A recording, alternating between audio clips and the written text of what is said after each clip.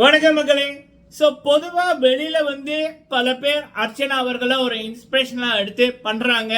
நம்ம அர்ச்சனாவை போல வரணும், அர்ச்சனாவை போல இருக்கணும் அப்படின்னு பல தங்கைமார்கள் பல பேரோட பேசியிருக்கேன். பல தங்கைமாராக இருக்கட்டும், அக்காமாராக இருக்கட்டும், பல பேர் அர்ச்சனா அவர்களை முன்னுதாரணமாக வச்சிருக்காங்க. பல அம்மாமார்களை சொல்லியிருக்காங்க, எனக்கு அர்ச்சனா போல ஒரு பிள்ளை வேணும் அப்படின்னு.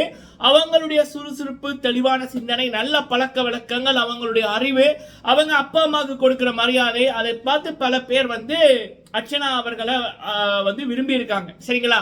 அது வெளியில. ஆனா உள்ளுக்குள்ள பாத்தீங்கன்னா இந்த ஃப்ரீ டாஸ்க்னு ஒரு ரவுண்டு நடந்துச்சு. அதுக்கப்புறம் பல பேர் என்னன்னா பாட்டு பாடுறானுங்க, டான்ஸ் ஆடுறானுங்க. எதுக்குடா பண்றீங்க? ஓஹோ, உங்களில் யார் அடுத்த அர்ச்சனா? அப்படியா? ஐயோ ஐயோ, நான் சொன்னல மக்களே, சில பேருக்கு சொல் புத்தியும் இல்லை, செயல் புத்தியும் இல்லை அப்படின்னு. பிக் பாஸை பொறுத்த வரைக்கும் நீங்களா இருந்தா தான் உங்களுக்கு கிடைக்க வேண்டிய மரியாதை அன்புமே கிடைக்கும். நீங்க பொய்யா இருந்தீங்க, அதாவது நீங்க இன்னொருத்தரை பார்த்து பண்ணீங்க அப்படின்னா நீங்க பொய்யா இருக்கீங்க. அப்ப எப்படியா மக்கள் உங்களுக்கு சப்போர்ட் பண்ணுவாங்க? ஸோ அப்படித்தான் மக்களே, நேற்று நைட்ல இருந்து இப்போ வரைக்கும் ஒரு விடயம் உள்ளுக்குள்ள நடந்து கொண்டிருக்கு. அது என்ன அப்படின்னு இந்த வீடியோல பார்க்கலாம். அடுத்த ப்ரோக்ராமுக்கு பிளான் போடுறாங்க மக்களே. அது என்னன்னு நான் சொல்லிக்க உங்களுக்கு புரியும். அடுத்தது விசித்ரா அவர்களுடைய முகமூடியை அர்ச்சனா அவர்கள் நேற்று தினேஷோட பேசைக்குள்ள நைட்டு கிழித்தறிந்து விட்டாங்க. அதை நான் சொல்லிக்க உங்களுக்கு என்ன மேட்டர் அப்படி என்பது புரியும். சரிங்களா? ஃபுல்லா பாருங்க, லைக் பண்ணுங்க. ஃபர்ஸ்ட் டைம் வந்திருக்கீங்க அப்படின்னா மறக்காம சப்ஸ்கிரைப் பண்ணுங்க. ஓகே, ஃபர்ஸ்ட் விடயம். இப்போ மாயா, பூர்ணிமா, நிக்ஷன் எப்படி இவங்களை நம்ப முடியாது? ஒரு பேட் எக்ஸாம்பிள். பிக் பாஸை பொறுத்த வரைக்கும் இந்த ஷோல ஒரு contestants எப்படி இருக்கக்கூடாது அப்படி என்பதற்கு பேட் எக்ஸாம்பிள் அப்படின்னா கண்டிப்பா மாயா பிக் பாஸ்ல மட்டுமில்ல வெளியிலையுமே இப்படிதான். அதற்கு அவங்க மேல நிறைய கேசஸே வந்திருக்கு. அந்த கேசஸ்ல பாத்தீங்க அப்படின்னா அந்த பாதிக்கப்பட்ட பெண்ணை சொன்ன விடயங்கள் அதை பார்க்கக்குள்ள அதே கேம் தான் மாயா இங்க பண்ணி கொண்டிருக்காங்க. சோ பிக் பாஸ் சீசன் 7 மாயா இது கேமுக்காக பண்றாங்கன்னா இல்ல, இதுதான் அவங்களோட ரியாலிட்டி. அதற்கு உதாரணம் அந்த கேசஸ், அந்த ஆர்டிக்கல், அந்த பொண்ணோட பாதிக்கப்பட்ட பொண்ணோட வெளியில பாதிக்கப்பட்ட அந்த பெண்ணோட வாக்கு மூலமே இந்த அம்மா என்னெல்லாம் இப்ப பிக் பாஸ்ல பண்ணி கொண்டிருக்காங்களோ, என்னெல்லாம் பிரதீப்புக்கு பண்ணாங்களோ, என்னெல்லாம் அர்ச்சனாக்கு பண்ணி கொண்டிருக்காங்களோ, என்னெல்லாம் விக்ரமுக்கு பண்ணாங்களோ, இப்ப எப்படி பூர்ணிமாவை கண்ட்ரோல்ல வச்சிருக்காங்களோ அப்படி அத்தனை விடயமே அங்க நடந்திருக்கு. சோ மாயா ரியல்.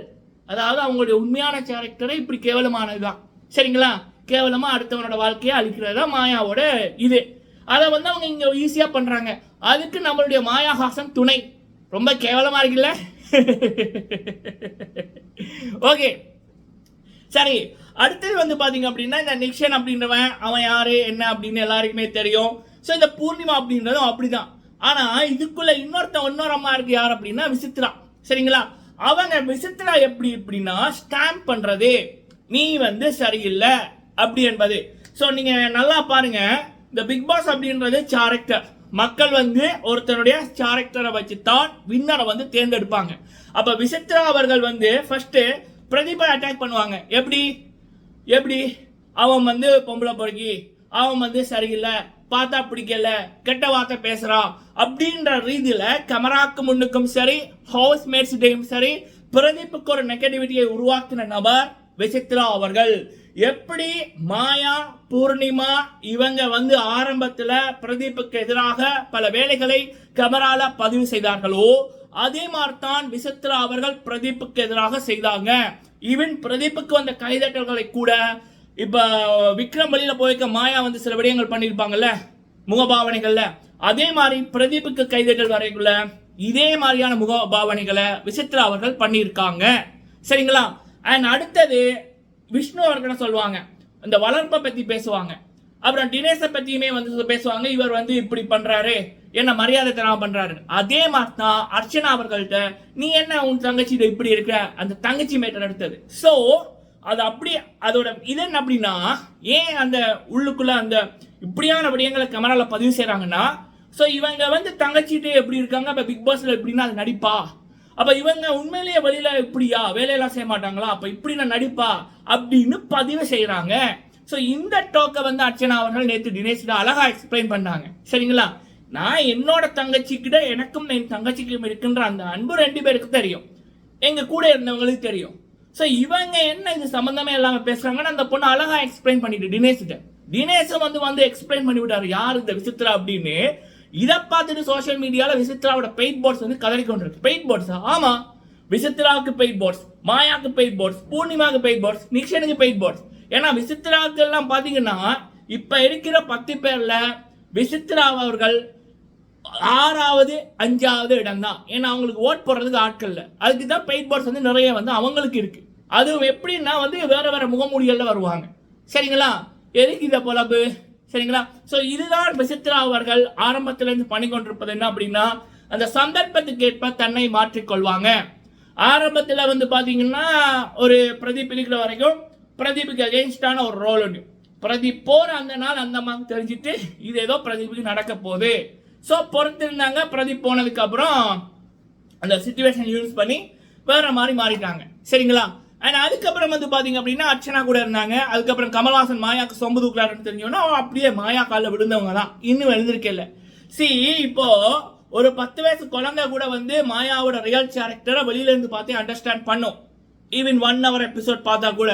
அப்ப 24 மணி நேரம் உள்ளுக்குள்ள இருக்காங்க. 85 நாட்களுக்கு மேல மாயா கூட இருக்காங்க. அண்ட் ஃபேமிலி மெம்பர்ஸ் கூட வந்துட்டு போயிருக்காங்க. சில தகவல் வந்து ஃபேமிலி மெம்பர்ஸ் பிரதீப்புக்கு மேல தப்பில்லை அப்படின்னு சொன்னாங்க. அந்த சீனெல்லாம் கட் பண்ணிட்டாங்க அப்படின்னு. ஆனா அப்படி இருந்து இந்த விசித்ரா அவர்கள் மாறாம இருக்காங்கன்னா அப்ப விசித்ரா அவர்கள் எவ்வளவு பெரிய ஃபேக்கான ஒரு ஆளு. புரியுதா உங்களுக்கு? சோ இது ஒண்ணு. சரிங்களா? சோ அர்ச்சனா அவர்களினால் விசித்ராவின் முகம் கிழிக்கப்பட்டது. பிரதீப்பை வந்து பிக் பாஸ் டீம் ஏன் வெளியில் அனுப்பினாங்கன்னா, பிரதீப் இருந்திருந்தா மாயாவோட இன்னும் 300% ரியல் பேஸ் வெளியில வந்திருக்கும். அந்த அம்மாவை வந்து வேற மாதிரி வெளியில் அனுப்பியிருப்பாங்க. அப்ப பிரதீப்பை வெளியில் அனுப்பிட்டாங்க. ஒரு நல்லவர் உள்ளுக்குள்ள இருக்கக்குள்ள அங்க இருக்கின்ற கெட்டவர்களோட போலி முகங்கள் வெளியில வரும். அப்ப அதற்காக அந்த நல்லவரை வெளியில் அனுப்பிட்டாங்க. இவங்க நினைச்சாங்க பிரதீபா தூக்கணும்னு அந்த நம்பர் 1 ஸ்பாட்டுக்கு யாருமே வரமாட்டாங்கன்னு. அப்பதான் தலைவி அர்ச்சனா வந்தாங்க. அவங்களுடைய இடத்தை யாராலையும் அசைக்க முடியாம இருக்கு. இன்னும் 2 வீக் தான் வெளியில இருக்கு. அர்ச்சனாவோட வெற்றி அவங்களோட கைக்கு பக்கத்துல இருக்கு. சரிங்களா? சோ அந்த நல்ல உள்ளம் உள்ளுக்குள்ள இருக்கக்குள்ள போலியான உள்ளங்கள் ஆட்டோமேட்டிக்கா வெளியில வரும். முகமூடிகள் கிழிக்கப்படும். அதுதான் அர்ச்சனா அவர்கள் விடயத்துல கிழிக்கப்பட்ட விசித்ராவின் முகமூடி. நீங்க உங்களோட கருத்தை சொல்லுங்க மக்களே. அடுத்தது வந்து பாத்தீங்கன்னா, எனக்கு தெரிஞ்சு நான் பார்த்த எந்த பிக் பாஸ் சீசன்லையுமே இப்படியான கேவலமான போட்டியாளர்கள் இல்லை. யார அப்படின்னா மாயா ஒன்று, அடுத்தது பூர்ணிமா, அடுத்தது நிக்ஷன். இந்த 3 ஒன்று சேர்ந்தா எப்படி இருக்கும்? ரொம்ப ரொம்ப ரொம்ப கேவலமா இருக்கும்ல. அப்படிதான் அர்ச்சனா அவர்கள் பாட்டு பாடுறாங்க. அது அவங்களோட ரியாலிட்டி. அவங்களோட குரல் வந்து குயிலுக்கும் காகத்துக்கும் வித்தியாசம் இருக்கு. சரியா? ஈவன் காகம் கூட கொஞ்சம் கேட்குற மாதிரி இருக்கும். அப்ப இந்த மாயா என்ன பண்ணுது அப்படின்னா பாட்டு பாடுது. இந்த பூர்ணிமா நிக்ஷன் டான்ஸ் ஆடுறாங்க. நீங்க நல்லா ஒரு குடும்பம் மட்டும் பாருங்க.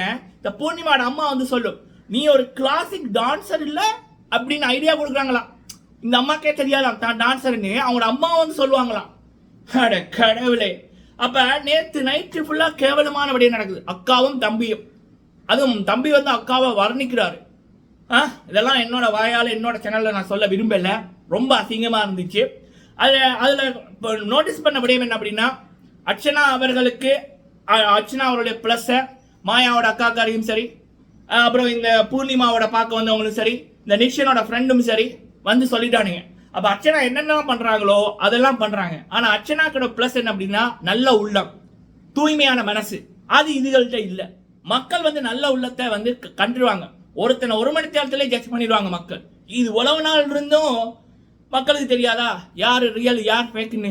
அதான் நான் சொன்னேனே, சில பேருக்கு அந்த பிக் பாஸோட கான்செப்டே தெரியல. ரியல், நீங்க ரியலா இருந்தா மக்கள் வந்து சப்போர்ட் பண்ணுவாங்க. இது என்னடா? சரி விடுங்க மக்களே. சரி, இப்ப இந்த டான்ஸ் ஆடுறானுங்கல்ல, எதுக்கு டவுட் வரும் இல்ல? ஏதாவது டாஸ்க் வருதானா? நானும் கேள்வி நம்ம நண்பர்களோட பேசினேன். ஏன்னா இந்த பிக் பாஸ் முடிஞ்சோடனே இந்த பிக் பாஸ் கொண்டாட்டம் அப்படின்னு ஒன்று வரும். அந்த பிக் பாஸ் கொண்டாட்டம் முடிஞ்சதுக்கு அப்புறம் ஏதோ ஒரு நடன நிகழ்ச்சி வரப்போதான். இந்த பிபி ஜோடிகளோ ஏதோ சம்பந்தமான அந்த பிபி ஜோடிகள் டைப்ல ஏதோ வரப்போகுது. அப்ப இந்த பிபி கொண்டாட்டம் அப்புறம் அதுக்கப்புறம் வர்ற அந்த நிகழ்ச்சிகள்ல இந்த நிக்ஷனு பூர்ணிமா பேரா பண்றதுக்கு இப்ப பிக் பாஸ் டிவிக்கு, விஜய் டிவிக்கே வந்து ஒரு ஐடியா கொடுக்குறாங்க. சரிங்களா? அக்காவும் தம்பியும் ஜோடி எப்படி இருக்கும்? ஒரு ஒரு ஒரு நண்பர், ஒரு அரசியல் நண்பரும் சரி, ஒரு அரசியல் இருக்க ஒரு பெரிய ஐயாவும் சரி, சில ஆர்டிக்கலும் சரி சொல்லியிருந்தாங்க, தமிழ் கலாச்சாரத்தை கெடுப்பதையே நோக்கமாக வைத்து கமல்ஹாசன் செயற்படுகிறார் அப்படின்னு. அதனாலேயே யார் யார் அந்த தமிழ் கலாச்சாரத்தை கெடுக்கிறதுக்கு முன்னார்வமா இருக்காங்களோ அத்தனை பேரையும் பிக் பாஸ்ல இருக்க தகுதி இல்லாத அத்தனை பேரையும் கமல்ஹாசன் வச்சிருக்காரு. ஏன்னா அவங்க கேவலமான விடயத்தை தான் பண்ணுவாங்க. அது மூலமே நம்ம கலாச்சாரத்தை அழிக்கலாம் இல்ல, அதைத்தான் கமல்ஹாசன் பண்ணி கொண்டிருக்காரு. சரிங்களா? உயரம் பறந்தாலும் ஊர்க்குருவி பறந்தாகாது. நீங்க என்னதான் பண்ணாலும் அர்ச்சனாவோட கால் தூசிக்கு கூட வரமாட்டீங்க. சரிங்களா? ஓகே மக்களே, இந்த வீடியோவில் நான் பேசின இந்த விடயங்கள் உங்களுடைய கருத்துக்களை சொல்லுங்க. வீடியோ பிடிச்சிருந்தா லைக் பண்ணுங்க. மாயா நிக்ஷன் இந்த ரெண்டையும் தவிர்த்து வேற யாருக்கு வேணும்னாலும் ஓட் போடுங்க இந்த வீக். சரிங்களா? நன்றி.